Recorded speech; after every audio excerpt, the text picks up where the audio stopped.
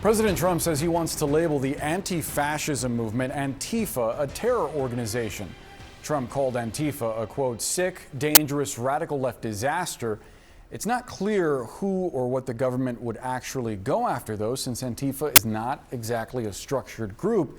It's more of a loosely organized movement that doesn't have a leader or necessarily a list of members. Joshua School joins us now. He's the CEO of the security services company Bowwave and a former FBI chief of intelligence. Thanks so much for being with us, Joshua. Let's take a step back. Take us through the history of Antifa and where it stands today.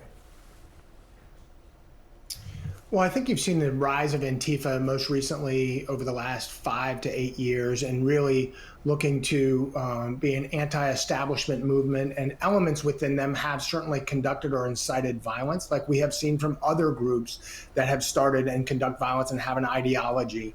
It is very tough to investigate domestic terrorism groups. As many have said, there is not a domestic terrorism statute that exists, unlike that of international terrorism. So it really lends itself to those members that are looking not just to have an ideology, but when that ideology crosses the line into violence and coercion.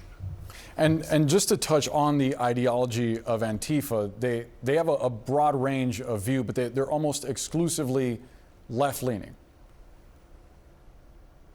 That is accurate. And we've seen left-leaning groups going back to the 60s. We see them existing today, Earth Liberation Front, Animal Liberation Front, abortion. And then on the right, you see white supremacist organizations, neo-Nazi organizations, all of those organizations having an ideology for which they strive for. And while it's vile and can be distasteful to us as a population, that is what is protected under First Amendment. It's when it crosses that and into a conspiracy or a commitment to commit violence. And they've been accused of a number of conspiracies and being behind several incidents of violence, including actually involvement in January 6th, even though, to my knowledge, there hasn't been any evidence that Antifa was involved with the storming of the Capitol. What is your understanding of the group's capabilities?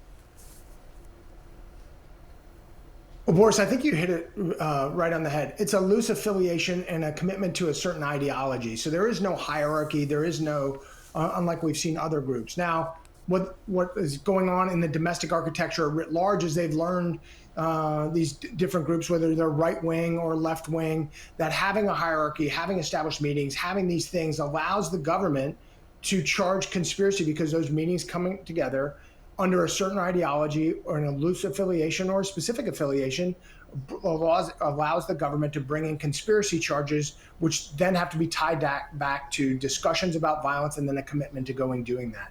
It is a tough thing as an investigator to accomplish, to make sure that you're balancing freedom of speech, which we all have, and then when does it cross the line and what trips that?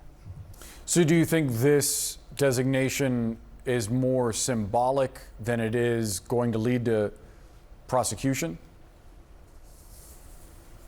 Well, I think words matter. Right now, there's not an ability to, quote, designate a domestic terrorist group. I know that's what the president said, that he wants to designate them. But right now, the FBI has very specific names for domestic terrorism organizations. They are not, quote unquote, designated. Getting designated right now is reserved for only foreign terrorist organizations. So I think these words matter and how the government is going to proceed. And so you would have to change the law in order to designate a domestic terrorist organization. Yeah, important to keep that point in mind. Joshua School, thanks so much for the expertise.